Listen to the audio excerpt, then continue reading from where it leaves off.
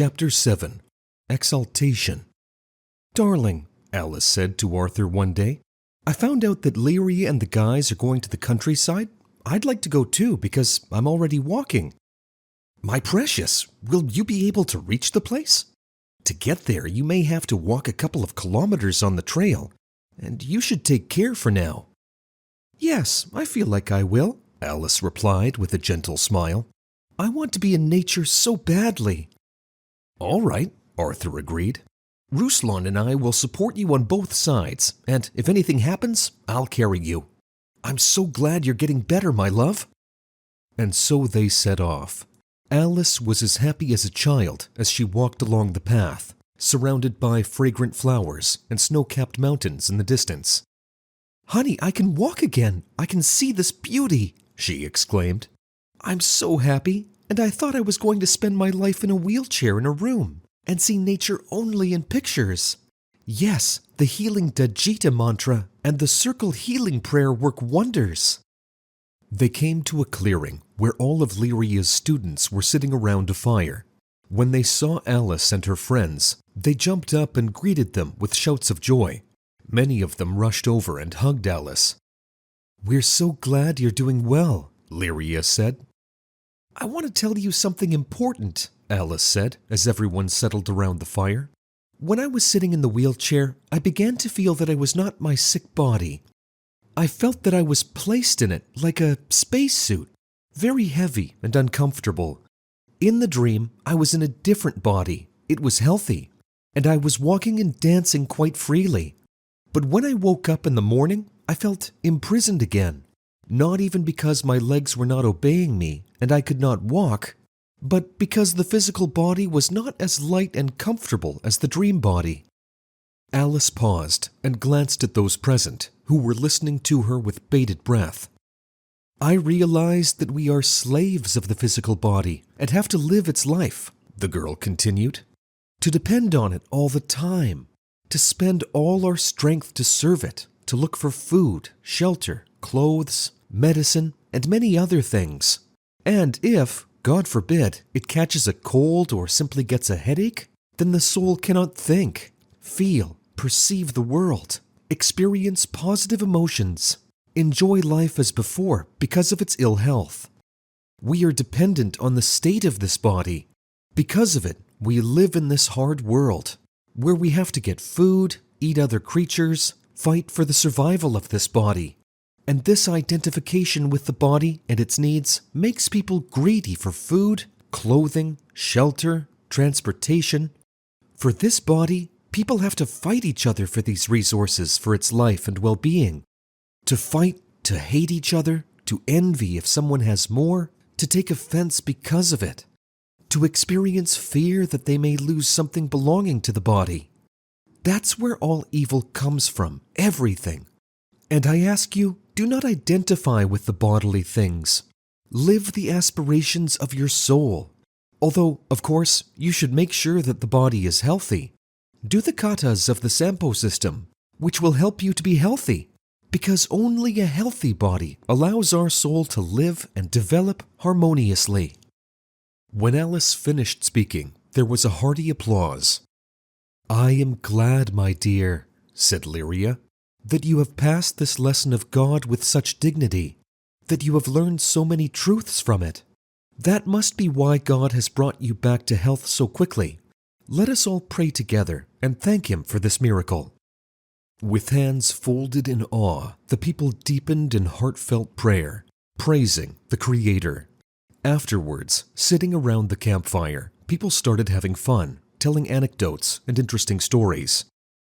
Arthur especially remembered an anecdote told by Victor, a lean, wiry man with long hair, gathered in a ponytail on the top of his head.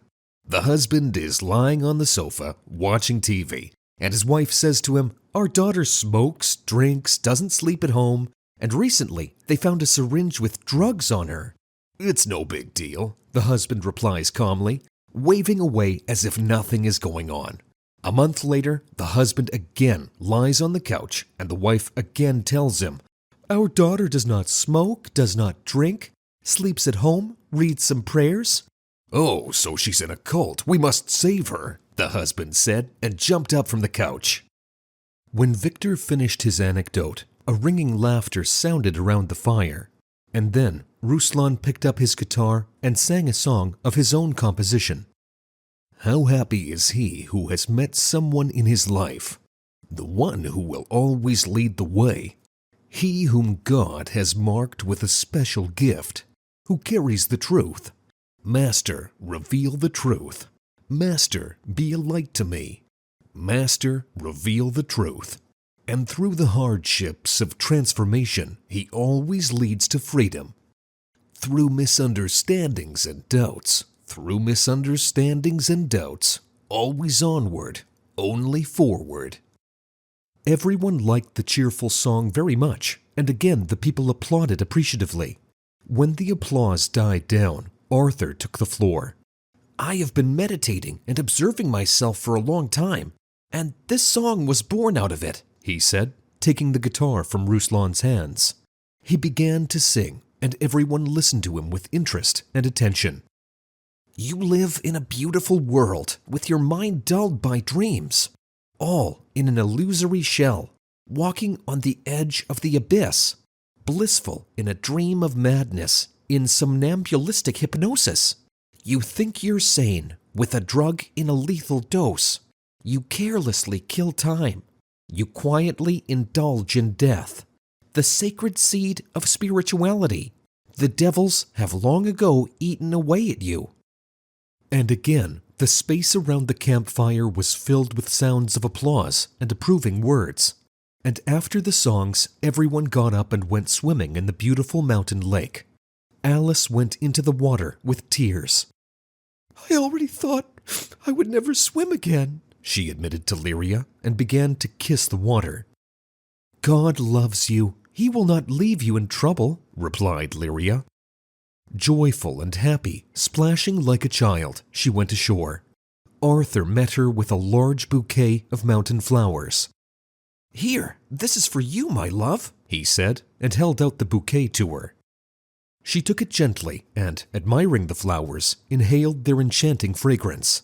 Then, full of happiness and delight, she threw herself on Arthur's neck and began to kiss him tenderly. The evening before sunset, Lyria suggested, "Let us meditate on the sunset. Sit down and purify your true self from identification with the mind, body, and emotions. Look at them from the outside. Study how the being in which you live is organized." The setting sun colored the clouds in fanciful pinks, oranges, reds, and yellows. The light slowly changed shades of color as it descended to the ground, and the clouds floating across the sky changed their marvelous patterns. It was truly a fairy tale magic picture. Weightless, puffy clouds above and small cumulus clouds below, like shaggy cotton candy clouds. And somewhere, small clouds floated by. The rays of the setting sun, passing through the edges of the clouds, formed a shimmering web of light. The darkness was already coming from the east, from which the first shining stars looked at the people. A lovely, iridescent melody played, further enhancing the meditative mood. In this miraculous moment, it was as if Arthur had a gap between him and some observer he could not define. Realizing that this was the true him, and he had always been only him, not his receptacle in the form of a physical body. How strange, he silently thought, or rather felt. What kind of man is this that I live in? I don't like him very much. I wouldn't want to live in him. He is so stupid, willful, weak, all made up of habits and complexes. Why do I live in it? Can I change him? But he doesn't want to. He'll resist. And how can I change him? After all, if I fall asleep again and consider myself this person, it will be impossible to change. I will forget about this desire and will live the contradictory desires of this stranger, thinking that it is me. I'm fed up with him. Why should I live his life instead of my own life of pure spirit? Everything about this stranger is so mechanical. He is so rigid, a puppet of external influences. a somnambulist. There was nothing genuine, nothing real about him. God, it's horrible to live in this corpse I thought I was. God, there are people like that all around me. They don't know who they really are. I'm living among puppets, zombies. How scary it is. Arthur stood up and looked around. People had finished meditating and were going about their business, preparing for sleep. He walked around them in exaltation, seeing that everyone around him was asleep, completely fused with alien shells, dreaming alien thoughts, reacting mechanically, taking offense, laughing. It seemed to him that he had entered an enchanted realm. Ruslan tried to speak to him. "What's the matter with you, buddy?" He turned around, but found it difficult to answer his friend. Then Lyria, seeing Arthur's condition, pulled Ruslan back. "Don't disturb him yet. He had found himself. Reality had revealed itself to him." Looking at Lyria, Arthur saw that she was in the same state as he was, only she had apparently gotten the hang of it, and could act in it as if nothing much was going on. She was not sleeping like everyone else, so she understood what was happening to him. "Be in this state as much as possible," she said to him. The men gradually went to bed, and Arthur sat down by Alice's tent and gazed at the distant stars until he fell asleep. In the morning, he woke up in his usual state and found that Alice had carefully covered him with a plaid. She sat beside him and watched over his sleep. Arthur smiled at her. "I'm sorry, love," he said, taking her hand. "I couldn't come to you last night and go to bed. I had an insight."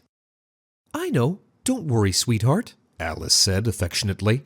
"Lyria told me that you had reached awakening, but you were not yet accustomed to it and were in exaltation. I was in the tent, but I was awake, worried about you and whether you were cold.